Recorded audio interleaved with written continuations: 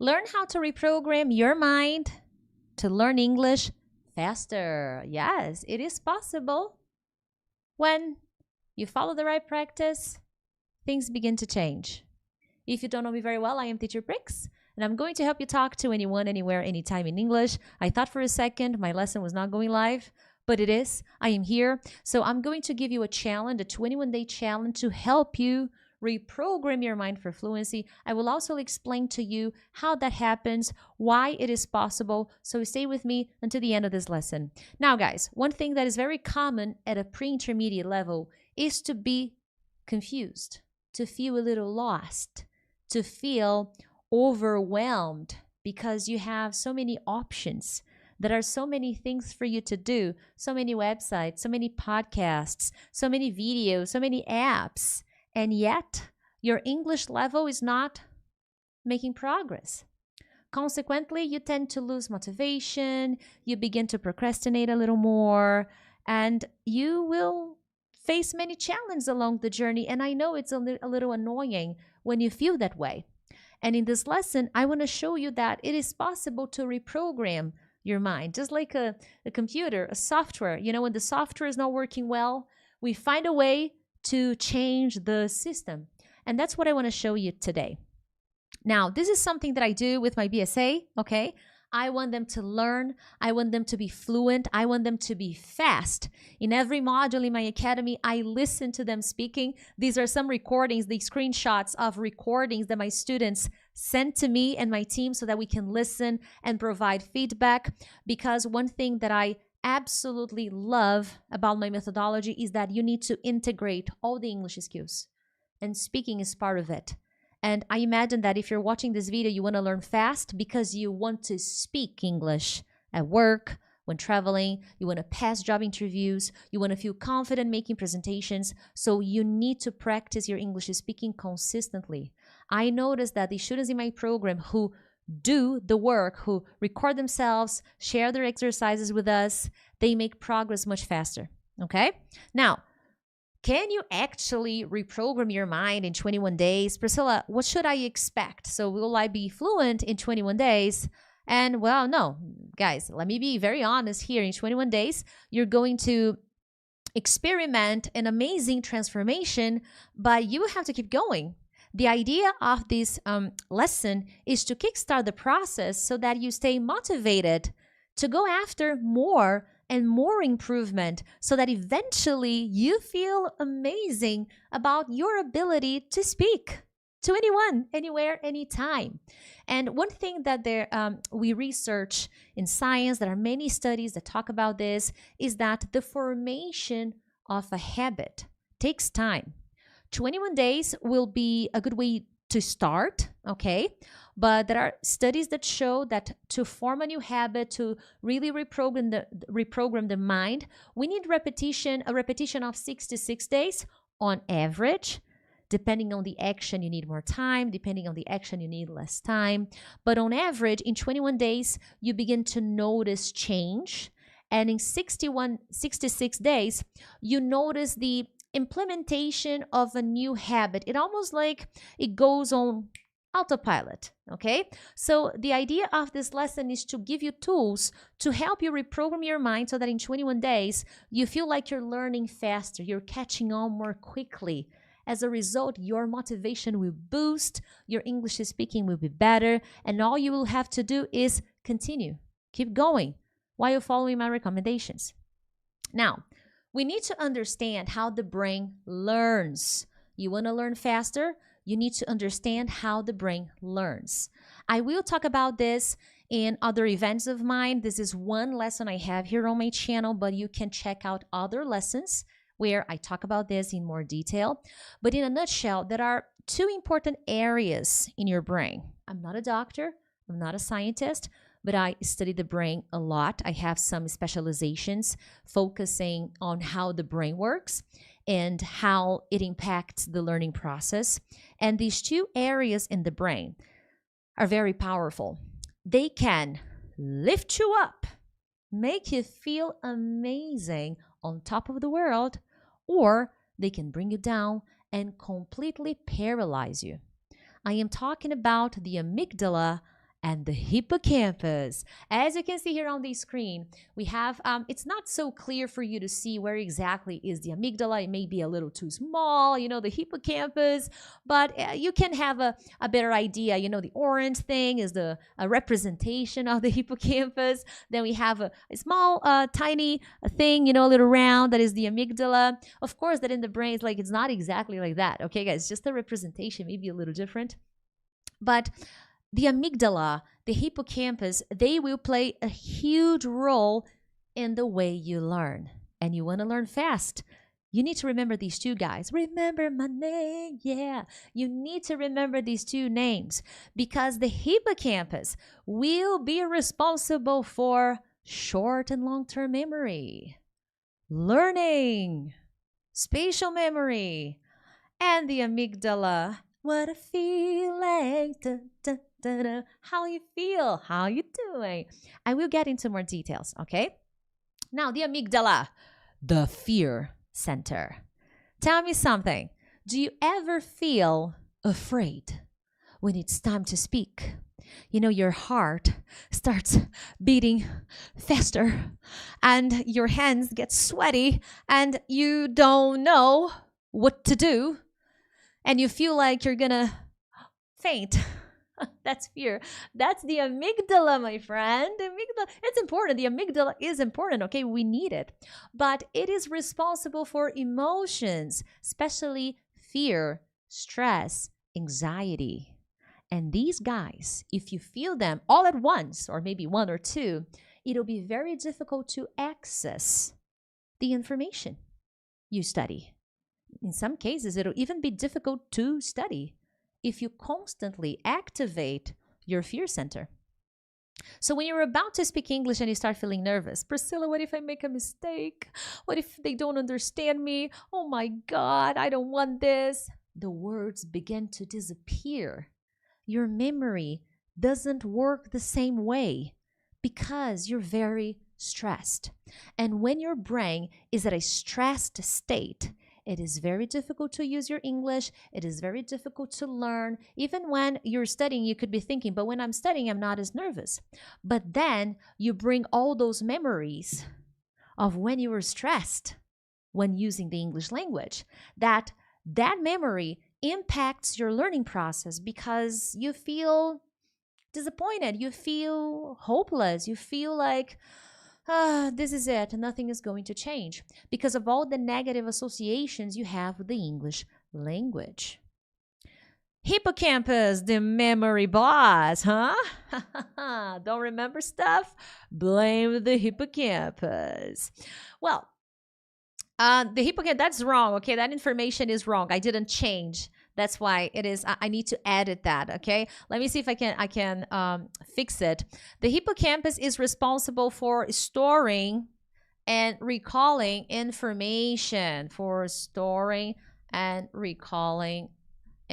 I'm typing this here. I will change the slide. Give me a moment because this is very important information. I don't want to cause any confusion. As I am doing this live, sometimes I forget to change things in my slide. But there you go. It's fixed. Now, guys, it's where you have short-term and long-term memory. And the processing of this information will not go very well if every time you think about English, you feel really negative emotions. You feel anxiety. You feel sadness. You feel fear. You feel disconnection. Okay, so when you are relaxed, relax, just do it where you wanna go. When you relax, your hippocampus opens up and you're able to digest more information and understand more and remember more. Now, there's also a very important thing about the hippocampus that I typically talk about in my workshops and other events, which is the importance of associating information you're studying with positive emotions and positive memories. You want to learn faster. You need to understand that when studying the English language, you need to associate that experience with something special. And what is special supposed to mean? Your life. Something that happened to you. something you're interested in, something you feel excited about. Because if you study lessons that are disconnected from powerful memories and emotions, you will not process that information as well as you would if you were doing that process. So if you want to learn fast, reprogram your mind to learn English faster, this is also something you need to consider. So fear, anxiety, they all put too much pressure in your brain, which makes you slow down when you're using the English language and when you're studying the English language. Because when you have really negative experiences and you panic and you feel stressed, when you're studying, you feel low level of confidence. You feel low, you feel low self-esteem, which as a result blocks your learning process. So we need to reprogram the mind in order to have a better experience with the language. Now, before I move on, make sure to subscribe to the channel. If possible, share this video with a friend. And I have an awesome study plan cycle that will help students who study alone organize the way they study. Check out the link in the description of this video. But let's keep rolling. Reprogramming the brain. Okay, so if I want to learn fast, I need to pay attention to emotions and study habits. And when I say study habits, I am talking about how you study. And I already gave you one tip. If you want to reprogram the mind, and I have a 21-day challenge I will talk about very soon. If I study things that are disconnected from my life, it'll be very difficult to process that information efficiently because it's not interesting. So I know we have to study grammar. Some lessons are not always exciting. This happens. Let's be realistic. But it's important to keep in mind that every now and then, I need to add some elements of things that I will actually enjoy, of things that I will feel pleasure doing, listening, watching. So this is important to keep in mind, to make this connection between pleasure and learning. And when I say pleasure, I'm not talking about cheap dopamine and cheap entertainment. I am talking about a positive experience. In my case, for example, I absolutely love learning about the human brain, personal development, expanding the mind, performance, and all of the materials that I read, that I watch, that I study are in English. And that gives me a lot of pleasure. I also do other activities that I connect with the English language. Sometimes I like cooking. I like finding different recipes. And that way I feel more connected with my interest and with the language. So reprogramming the mind will begin with understanding that you need an alignment between emotions and study habits, your actions. So what exactly are you going to do? I created a 3-week challenge. I think it's 321. Yes, 3-week challenge for you because I want to help you start communicating with the emotional aspect of your brain. Everything starts in the mind. And right now, many of you could be watching this video and maybe you're feeling a little down. Maybe you're feeling, I was reading some comments last week and some comments were like, I try everything, but nothing changes. I listen to a lot of podcasts, but honestly, I don't know if this is the best way. So let's start by taking a different approach. Let's take a look at the brain and work on understanding the emotions. So this challenge will involve a lot of emotional intelligence exercises with some touches of English practice because we need both, okay? Simply listening to a meditation and saying, I'm good, I feel good. No, it is not going to change your life. You need concrete actions to actually reprogram your mind for fluency. This is, I was taking a course last week that talks about self 1 and self 2. Self 1 is the rational part of your brain, and self 2 is the subconscious, the unconscious part of your brain, the more emotional part of your brain. And if you want to reprogram the mind, you need to combine both. You need to align the rational part, it's necessary, and the emotional part. Together, they're very powerful, and that's how you reprogram the mind. So the first week, what are we going to do? We're going to calm the fear center down. So On the first week, your challenge, there are 7 days here. I'm giving you the instructions. I want you to focus on the fear center. We are going to focus on calming your nervous system down, reprogramming some beliefs and some techniques that will allow you to feel more joy, to feel more relaxed when it comes to the English language. And why is that important? When the amygdala is calm, you feel safe. You need to feel safe using your English. And I want you to repeat this after me right now. I feel safe speaking English despite my level or mistakes. Repeat this with your voice, with intention. I feel safe speaking English despite my level or mistakes. The more you learn, the more you get better. There will always be mistakes. You need to feel safe. That's internal. That is not external, it's internal. If you don't feel safe, it doesn't matter where you go, it doesn't matter how long you study, you will always feel uncomfortable, okay? So day 1, you're gonna have affirmations. I want you to write affirmations. It's safe to make mistakes in English. You can create. I want you to create your affirmations, okay? I am capable. I can speak English. I can learn English. I know I make mistakes. You can be honest. You don't need to lie. I know I make mistakes, but each day I persist. I get better. I choose to be kind to myself when I make mistakes when I'm speaking English. I choose to focus on myself when speaking English and not on what other people will think of my English. And I want you to repeat these affirmations for 2 minutes while breathing in and out slowly, okay? Day 2, now we work on English, the rational part. I wanted to record yourself. I don't have my phone here with me, but you will record yourself speaking. 30 seconds, maybe 1 minute, maybe 2 minutes, you decide. But I put here minimum 30 seconds. And I want you to talk about something in English, something you like, okay? And it is okay to sound nervous. Don't be judgmental. Otherwise, it'll never change.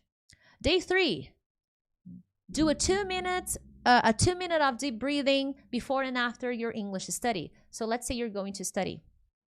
Not talking about this right now, but before you get started, I want you to do breathing work, breath work, in and out to calm your system down. And if you have job interviews, if you have presentations, meetings, you should do this for even longer, maybe 5 minutes, okay? Breathing, focusing on English, focusing on your intention of communication, not on mistakes, not on what if something happens, not on, oh my God, my boss is here. No, intention, focus on yourself. Go inside, okay? Day 4, watch a video in English and just listen. No pressure. Oh, but I didn't understand. No pressure. Enjoy the video. Enjoy the scenery. Feel pleasure doing things in English and not just pressure. Because if you always feel pressure, if you always feel like I did it again, I failed again, you're activating your fear center. Be careful, okay? Day 5, write down one fear you have about English and reframe it. What is this? Change the interpretation of this fear. For example, I'm afraid people will judge me, okay? How can we reframe here? I will do my best to help people understand my message. That is a better way to reframe it. Instead of focusing, oh, people will judge me. No, take action. I will do my best to make people understand my message. Day 6, mirror speaking, 2 minutes. Any subject, pick a question, any subject that you like. Look at the mirror and talk and smile.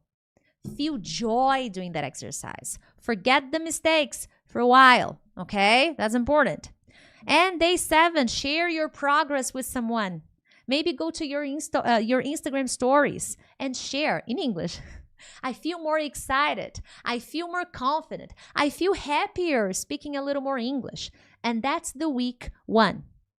Feeling safe, reprogramming your fear center, your amygdala.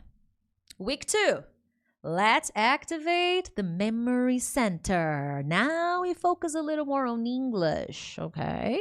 Now, day 8, Choose 5 new words and teach them to yourself out loud like a teacher. You can even call yourself, hey, everybody, hi, I am teacher Amanda, and I'm going to teach 5 words. And then you find the 5 words and you teach. Don't focus on mistakes. Focus on execution the best you can, okay? Day 9, create 5 silly or emotional associations for new words, okay? I was studying last week. No, not last week, yesterday. And I was practicing my English speaking, and I picked a few phrasal verbs. And as I was speaking, I started to speak about myself. Silly examples, really silly, not serious mistakes, because I wanted to create this emotional association with the new words I was studying. Remember, no pressure. Day 10, use the 3x3 rule. Say a sentence 3 times using the same word in 3 different ways, okay? I wanted to use, you pick a word and you're going to use it 3 times in a different way. That's actually my intention. This is not framed the way I would like, okay? And you're going to say the word, you're going to say the phrase 3 times, then you're going to use the same word in 3 different ways. So let's say you picked the verb put up with, and you can read a phrase 3 times, then you're going to use put up with in 3 different manners. Maybe you can ask a question. Maybe you can talk about something you cannot put up. Maybe you can talk about something you couldn't put up with in the past. And there you have it. 11, read a short text aloud. Then close your eyes and try to repeat what you remember. That's recalling. Very important, by the way, if you want to improve your memorization and learn faster. Okay? Watch something in English, preferably something that is between 2 to 5 minutes. And then when you finish, you can watch a couple of times. Close your eyes and just let it flow. Okay? Moving on. Then music. Music makes the people come together. Listen to a song. Write down 3 words to remember. Maybe create some examples, okay? Don't focus on, oh, I couldn't understand the song. No, don't focus on that. Focus on enjoying the experience and remembering the words you listen to, but not all of them. And next, journaling. Every day you can do this, actually. What new words am I learning? How am I feeling? What is changing? What is different about me? Am I feeling more positive? Am I feeling more excited? That's what you should be doing, my friends.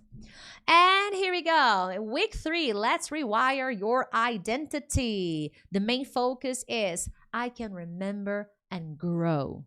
Because you're a human being, you're not fixed. You can change. You can expand, okay? I want you to change your self-image, how you see yourself. So here, you're going to have exercises like writing and repeating in front of a mirror. Let me be more general. You can take a screenshot and you can see the exercises, okay? You're going to do some visualization.